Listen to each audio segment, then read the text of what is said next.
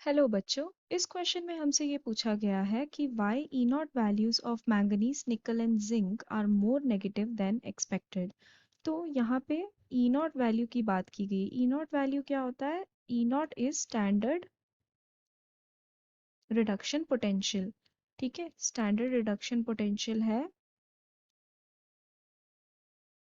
जिसके बेसिस पे हमने इलेक्ट्रोकेमिकल सीरीज भी बनाया है। ठीक है, तो यहाँ पे पूछा गया है कि standard reduction potential value of manganese nickel and zinc negative की होती है एज कम्पेयर टू हमने जो एक्सपेक्ट किया है।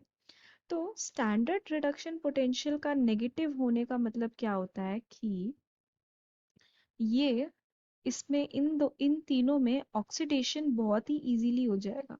Oxidation is easy.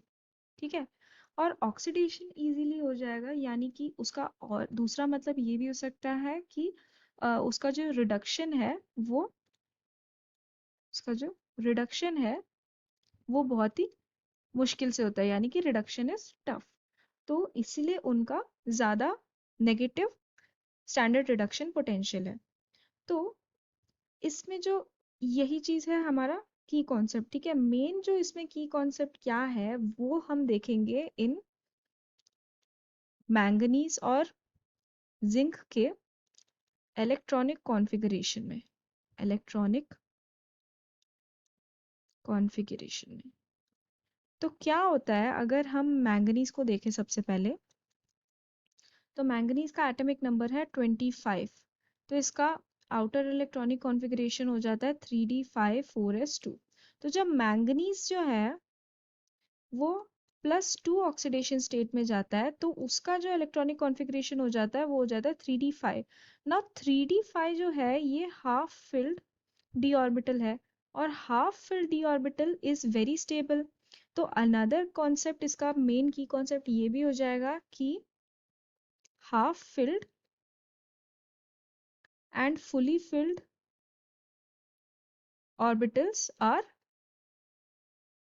Orbitals are very stable. Extremely stable होते हैं ये हाफ फिल्ड और फुली फिल्ड ऑर्बिटल्स। सिमिलरली अगर हम जिंक की बात करें तो जिंक का जो एटॉमिक नंबर होता है वो 30 होता है। उसका आउटर इलेक्ट्रॉनिक कॉन्फ़िगरेशन हो जाएगा 3d10 4s2। एंड जिंक जब Zn+2 में जाएगा तो उसका क्या हो जाएगा 3d10। तो ये क्या है? फुली फिल्ड ऑर्बिटल है। तो जैसा कि मैंने कहा कि ये बहुत ही ज्यादा स्टेबल हो जाएगा। अब इन दोनों में क्या होगा? ये जो दोनों मैंगनीज+2 एंड जिंक+2, इनमें because they are very stable, यहाँ पे हम लिख सकते हैं कि because they are very stable, इनका जो ऑक्सीडेशन पोटेंशियल है ना, ऑक्सीडेशन पोटेंशियल ये बहुत हाई हो जाएगा। ठीक है, तो यहाँ पे इन दोनों का ऑक्सीडेशन पोटेंशियल बहुत हाई हो जाएगा। And because of very high oxidation potential उसमें रिडक्शन नहीं हो पाएगा। तो वही चीज होगी, तो फिर इनका ये स्टैंडर्ड रिडक्शन पोटेंशियल तो नेगेटिव होना ही है। अब अगर हम बात करें निकल की, तो निकल में क्या होता है कि जब निकल Na+2 ऑक्सीडेशन स्टेट में जाता है ना, तो उसका जो साइज है वो काफी डिक्रीज हो जाता है।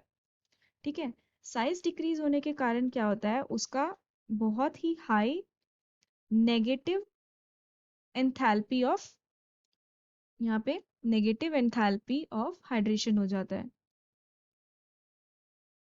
ठीक है, तो नेगेटिव एंथैल्पी, बहुत ही ज्यादा नेगेटिव एंथैल्पी ऑफ हाइड्रोजन होने के कारण क्या होता है, अगेन उसमें ऑक्सीडेशन पोटेंशियल बढ़ जाती है and as a result of which reduction नहीं हो पाता एंड सब्सिक्वेंटली उसका नेगेटिव वैल्यू होता है ऑफ स्टैंडर्ड रिडक्शन पोटेंशियल।